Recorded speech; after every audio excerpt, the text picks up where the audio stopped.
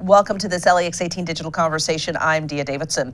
The opioid crisis here in Kentucky has been in the news for several years, with major politicians, healthcare professionals, and community advocates all calling for more to be done to save lives and change the way doctors prescribe these dangerous medications. Now, the state of Oklahoma has sent a powerful message to drug makers. There are serious financial consequences to manufacturing these pills. Joining me now is Dr. Danish Mazlumdus, Medical Director for Wellward Regenerative Medicine. Welcome. Thank you for having me. This is, I don't know, the only word I can think of it, this is just sad. It's so devastating to so many different families. And if you don't have it in your family, you at least know of somebody who has been, crippled, killed, what have you, by these particular drugs. What's going on? So it's an evolution of a misunderstanding, because we've for a long time we've considered pain as a disease, and then if you have a disease, then there must be a pill to fix it. Right. And so that model really kind of was leveraged to build that bridge between any kind of pain with a one-size-fits-all pain solution, and which is a pill, and that's just the wrong mindset to figure out how to treat pain. But typically when you go to the doctor, that's what happens. You tell them, oh, my back hurts, or oh, my leg hurts. And the first thing happens, you get a prescription. And that's what we're working hard to change, because pain is a complex issue. It's like thinking of it as cancer. Cancer is not just one type of disease, it's multiple diseases, but it all falls under an umbrella of cancer, or falls under the umbrella of pain. Our goal is to start to help the medical community understand how to figure out why your back hurts, or why your knee hurts, or why you get headaches on a regular basis, and then to develop long-term solutions that are actually more sustainable, as opposed to you have to keep coming back to take these medicines. That doesn't work. But many of these manufacturers have created environments where it is more beneficial for the doctor to continue to prescribe. So that's going to be sort of a hard relationship, if you will, to break. Well, they say on average it takes about 14 to 17 years to change a practice pattern. And so we're dealing with about 30 years of misinformation and just an echo chamber of fallacies that really leverage that model of disease pill management. And so to undo some of that, it's really hard to unlearn something, but to undo some of that, and then to start from scratch and really help people understand what is pain, what does it mean, how do you work it up, how do you figure it out. That's all a challenge. Well, Big Pharma is undergoing, I guess, a revolution, if you will, of sorts, with recent cases that have been found in favor of the plaintiffs. Yes. And the main one that we've been talking about, Purdue Pharma, Johnson & Johnson. But you said that while we hear these large award amounts, $500 million here, $500 million there, this is just a drop in the bucket for these companies. It is. It's a drop in the bucket from a profit standpoint for them, but it's also a drop in the bucket for the treatments. I testified in the Oklahoma trial, and I met Commissioner White, who is the health commissioner for the state of Oklahoma. Yes. And the abatement plan that they had, the cost of just getting ahead of this, or catching up to this problem, not just getting ahead, but the cost of that, the award was for just 1 year of the cost that it's going to take. That $500 million. That's just 1 year of what they project as it's going to cost to clean up this issue for the state of Oklahoma. For just the state of Oklahoma. For just the state of Oklahoma. But being there on the front line, do you see that there's any remorse or concern from pharma, or is it just they're saying that it's a choice, everybody has a choice to take their medicine or not take it?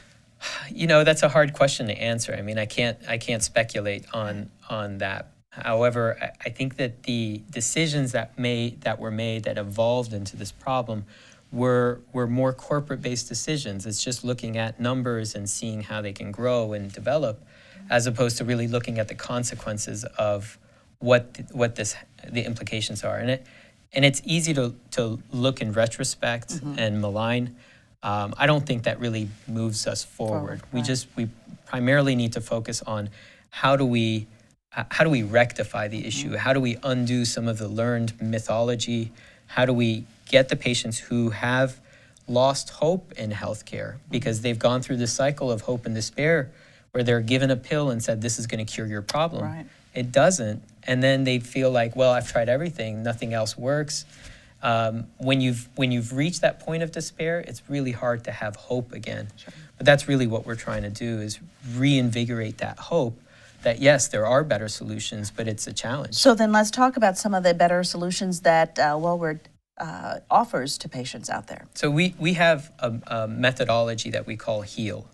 It stands for hearing the message that your body's trying to convey with pain, envisioning what the future is meant to look like, alleviating your symptoms, and then leveraging healing. Essentially what we're trying to do is use pain as the messenger to figure out what's broken within the body. I think of chronic pain as chronic injury. Sure.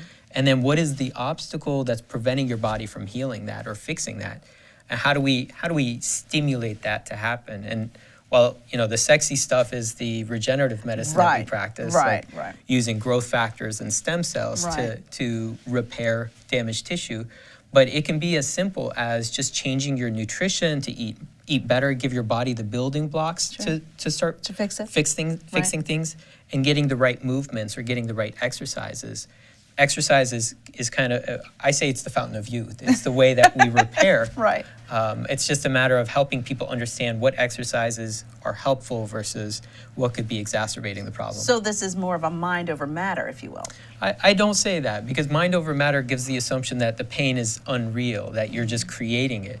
But I do think that there is a mind property to it, because the part of your brain that deals with pain pulls from the same resources as the part of your brain that deals with emotions. So if you've got one, it's going to drain what's available for the other, and that's why we see this hand in hand of depression and hopelessness with people who have pain. So now, are you looking, though, to treat people who've never been exposed to the opioids or the painkillers, or are you able to, for lack of a better word, rehabilitate someone who has gone down the path of taking those and simply just doesn't want to do it anymore? Both. Okay, good. Our success rate with somebody who hasn't been exposed to opioids is 98%. It's huge. I mean, there's a lot that has evolved in the science of managing orthopedic neurological pain issues that really isn't mainstay in the medical community. So once implemented, those things are very, very effective.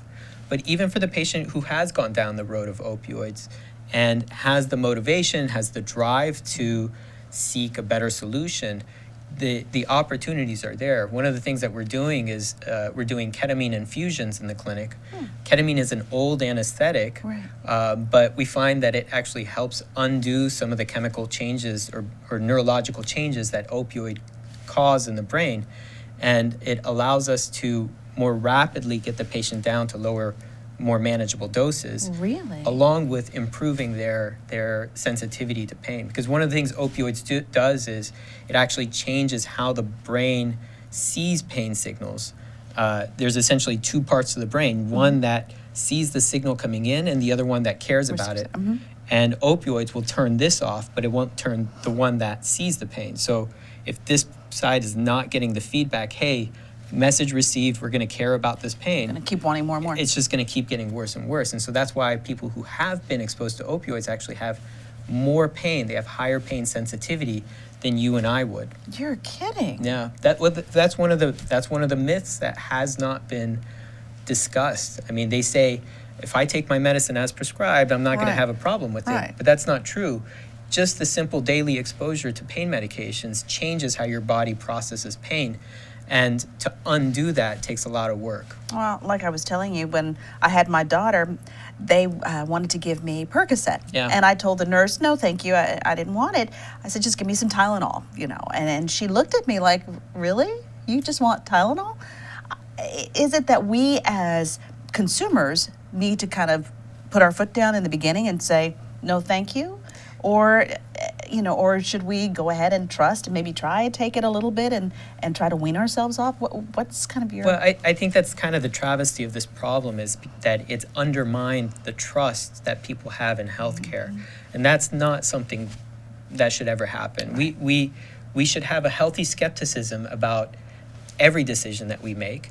But at some point, you have to be able to trust people.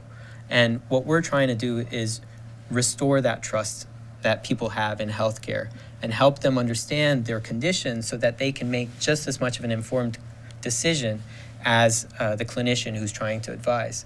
I mean, one of the things that's happened is that the impact of this pharmaceutical marketing has been creation of an echo chamber where everybody from different disciplines starts hearing the same message and eventually starts speaking the same message. Right. Now what we're trying to do is recreate that same echo chamber, but do it in a positive light where people can understand the impact of opioids, can understand their body and why it hurts, what happens to us as we age. All of those things are valuable pieces of information that can help any individual make decisions. Well, now, would I be referred to you by my primary care or my physician who is treating me for whatever particular illness, or do I come to you directly? So, you know, there are services that we have that insurance won't cover, and those you can just come to us directly. But for services that insurance does cover, because we're a specialty practice, you often do need a referral. But one of our platforms is really educating the community, and so we do have resources on our website. I do biweekly educational programs on Facebook, and if people just go to our website, they can actually download the top 5 questions everybody needs to know to ask their clinician about managing pain, and that's something we give out for free. Your website? Our website is www.wellwordmed.com. Wellwordmed.com, and we'll put that also along with our digital conversation for today. Thank you. Dr. Danish, thank you so very much. Always good to see you. Always good to see you out there too. So thanks so much for watching this LEX18 digital conversation. For more, just log on to lex18.com. Until next time, I'm Dia Davidson.